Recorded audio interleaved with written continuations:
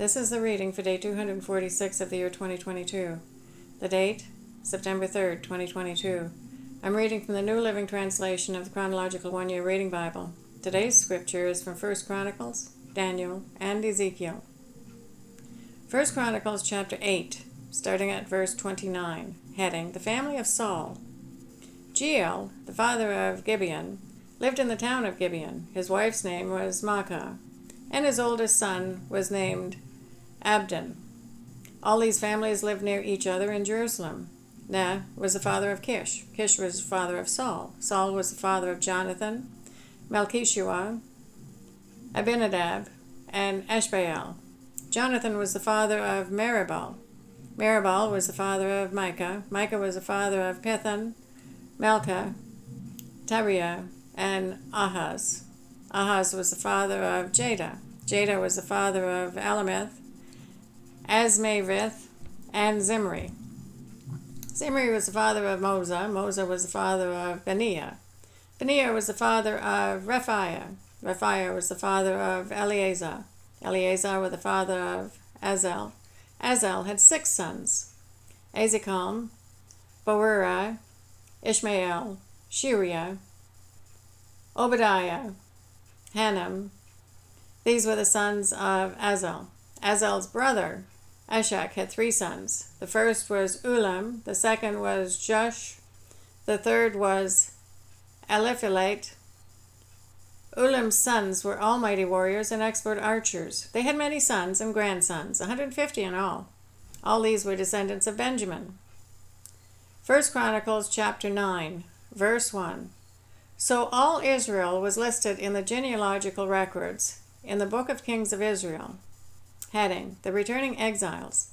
The people of Judah were exiled to Babylon because they were unfaithful to the Lord. Daniel chapter 4, starting at verse 1. Heading, Nebuchadnezzar's dream about a tree. Nebuchadnezzar sent this message to the people of every race and nation and language throughout the world. Peace and prosperity to you. I want you all to know about the miraculous signs and wonders the Most High God has performed for me. How great are his signs, how powerful his wonders. His kingdom will last forever, his rule through all generations. I, Nebuchadnezzar, was living in my palace in comfort and prosperity. But one night I had a dream that frightened me. I saw visions that terrified me as I lay in my bed. So I issued an order calling in all the wise men of Babylon, so they could tell me what my dream meant. When all the magicians, enchanters, astrologers, and fortune-tellers came in, I told them the dream, but they could not tell me what it meant. At last, Daniel came in before me, and I told him the dream. He was named Belteshazzar, after my God, and the spirit of the holy gods is in him. I said to him, Belteshazzar, chief of the magicians, I know that the spirit of the holy gods is in you, and that no mystery is too great for you to solve. Now, tell me what my dream means. While I was lying in my bed, this is what I dreamed. I saw a large tree in the middle of the earth. The tree grew very tall and strong, reaching high into the heavens for all the world to see. It had fresh green leaves, and it was loaded with fruit for all to eat. Wild animals lived in its shade, and birds nested in its branches. All the world was fed from this tree. Then as I lay there dreaming, I saw a messenger, a holy one, coming down from heaven. The messenger shouted, Cut down the tree and lop off its branches, shake off its leaves and scatter its fruit. Chase the wild animals from its shade and the birds from its branches, but leave the stump and the roots in the ground, bound with a band of iron and bronze, and surrounded by tender grass. Now let him be drenched with the dew of heaven. Let him live with the wild animals among the plants of the field. For 7 periods of time, let him have the mind of a wild animal instead of the mind of a human. For this has been decreed by the messengers. It is commanded by the holy ones, so that everyone may know that the Most High rules over the kingdoms of the world. He gives them to anyone he chooses, even to the lowliest of people. Belteshazzar, that was the dream that I, King Nebuchadnezzar, had. Now tell me what it means, for none of the wise men of my kingdom can do so, but you can tell me because the spirit of the holy gods is in you. Daniel explains the dream. Upon hearing this, Daniel, also known as Belteshazzar, was overcome for a time, frightened by the meaning of the dream. Then the king said to him, Belshazzar, don't be alarmed by the dream and what it means. Belshazzar replied, I wish the events foreshadowed in this dream would happen to your enemies, my lord, and not to you. The tree you saw was growing very tall and strong, reaching high into the heavens for all the world to see. It had fresh green leaves and was loaded with fruit for all to eat. Wild animals lived in its shade, and birds nested in its branches. That tree, your majesty, is you. For you have grown strong and great. Your greatness reaches up to heaven, and your rule to the ends of the earth. Then you saw a messenger, a holy one, coming down from heaven and saying, Cut down the tree and destroy it, but leave the stump and the roots in the ground, bound with a band of iron and bronze, and surrounded by tender grass. Let him be drenched with the dew of heaven. Let him live with the animals of the field for 7 periods of time. This is what the dream means, your majesty, and what the Most High has declared will happen to my lord the king. You will be driven from human society. You will live in the fields with wild animals. You will eat grass like a cow, and you will be drenched with the dew of heaven. 7 periods of time will pass while you live this way until you learn that the Most High rules over the kingdoms of the world and gives them to anyone he chooses. But the stump and roots of the tree were left in the ground. This means that you will receive your kingdom back again when you have learned that heaven rules. King Nebuchadnezzar, please accept my advice. Stop sinning and do what is right. Break from your wicked past and be merciful to the poor. Perhaps then you will continue to prosper. Heading: The dream's fulfillment. But all these things did happen to King Nebuchadnezzar. 12 months later, he was taking a walk on the flat roof of the royal palace in Babylon. As he looked out across the city, he said, Look at this great city of Babylon. By my own mighty power, I have built this beautiful city as my royal residence to display my majestic splendor. While these words were still in his mouth, a voice came down from heaven. O King Nebuchadnezzar, this message is for you. You are no longer ruler of this kingdom. You will be driven from human society. You will live in the fields with the wild animals, and you will eat grass like a cow. 7 periods of time will pass while you live this way until you learn that the Most High rules over the kingdoms of the world and gives them to anyone he chooses. That same hour the judgment was fulfilled, and Nebuchadnezzar was driven from human society. He ate grass like a cow and was drenched with the dew of heaven. He lived this way until his hair was as long as eagle's feathers and his nails were like birds' claws. Heading: Nebuchadnezzar praises God. After this time had passed, I, Nebuchadnezzar, looked up to heaven. My sanity returned, and I praised and worshipped the Most High and honored the one who lives forever.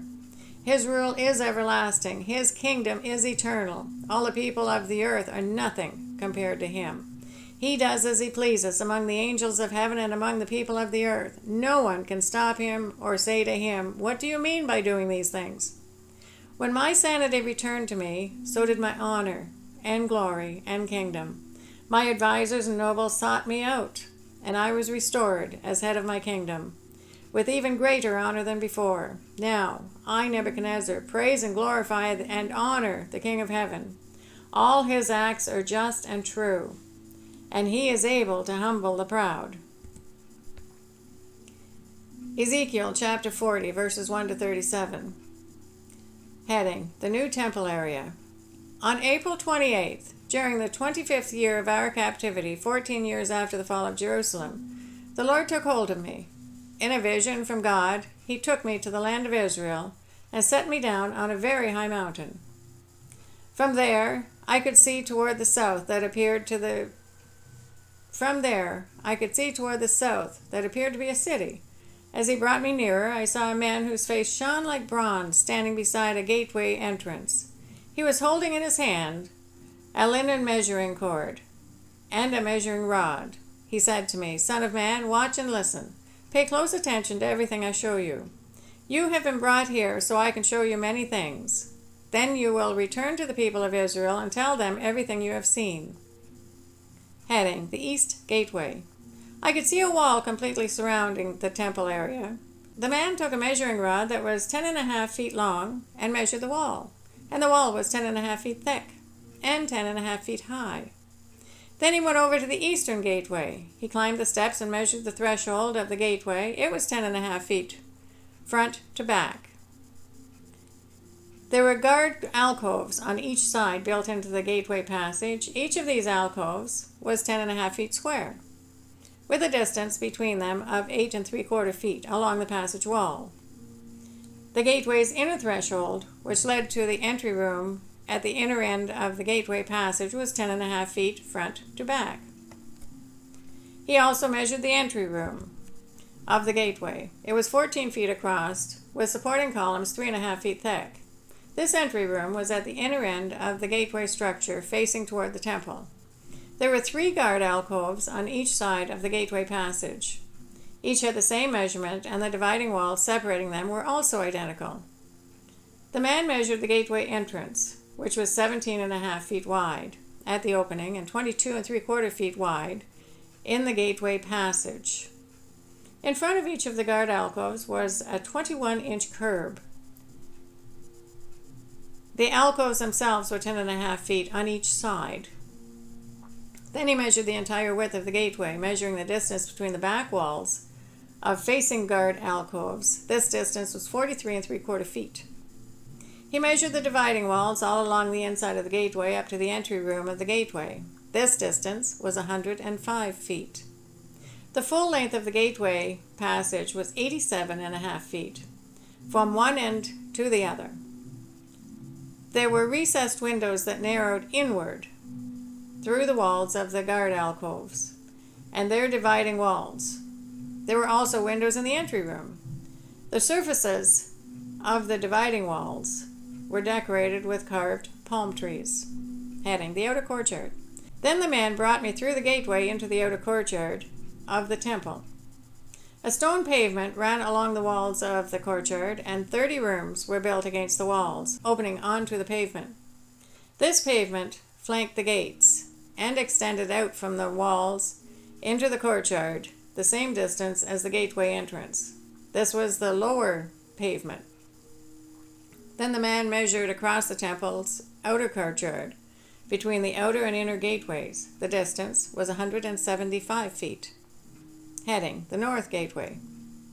The man measured the gateway on the north, just like the one on the east. Here, too, there were 3 guard alcoves on each side, with dividing walls and an entry room. All the measurements matched those of the east gateway. The gateway passage was 87.5 feet long and 43 3/4 feet wide between the back walls of facing guard alcoves. The windows, the entry room, and the palm tree decorations were identical to those in the east gateway. There were 7 steps leading up to the gateway entrance, and the entry room was at the inner end of the gateway passage. Here on the north side, just as on the east, there was another gateway leading to the temple's inner courtyard, directly opposite this outer gateway. The distance between the 2 gateways was 175 feet. Heading: the south gateway. Then the man took me around to the south gateway and measured its various parts, and they were exactly the same as the others. It had windows along the walls as the others did, and there was an entry room where the gateway passage opened into the outer courtyard. And like the others, the gateway passage was 87.5 feet long and 43 3/4 feet wide between the back walls of facing guard alcoves. This gateway also had a stairway of 7 steps leading up to it, and an entry room at the inner end. The palm tree decorations along the dividing walls. And here again, directly opposite the outer gateway, was another gateway that led into the inner courtyard. The distance between the 2 gateways was 175 feet. Heading: gateways to the inner courtyard. Then the man took me to the south gateway, leading into the inner courtyard. He measured it, and it had the same measurements as the other gateways. Its guard alcoves, dividing walls, and entry room were the same size as those in the others. It also had windows along its walls and in the entry room. And like the others, the gateway passage was 87.5 feet long and 43 3/4 feet wide. The entry rooms of the gateways leading into the inner courtyard were 14 feet across and 43 3/4 feet wide. The entry room to the south gateway faced into the outer courtyard. It had palm tree decorations on its columns, and there were 8 steps leading to its entrance. Then he took me to the east gateway leading to the inner courtyard. He measured it, and it had the same measurements as the other gateways. Its guard alcoves, dividing walls, and entry rooms were the same size as those of the others, and there were windows along the walls and in the entry room. The gateway passage measured 87.5 feet long and 43 3/4 feet wide. Its entry room faced into the outer courtyard. It had palm tree decorations on its columns, and there were 8 steps leading to its entrance. Then he took me around to the north gateway leading to the inner courtyard. He measured it, and it had the same measurements as the other gateways. The guard alcoves, dividing walls, and entry room of this gateway had the same measurements as the others, and the same window arrangements. The gateway passage measured 87.5 feet long and 43 3/4 feet wide. Its entry room faced into the outer courtyard, and it had palm tree decorations on the columns. There were 8 steps leading to its entrance. That is the reading for day 246. God bless each and every one of you, and may God be with you until we meet again.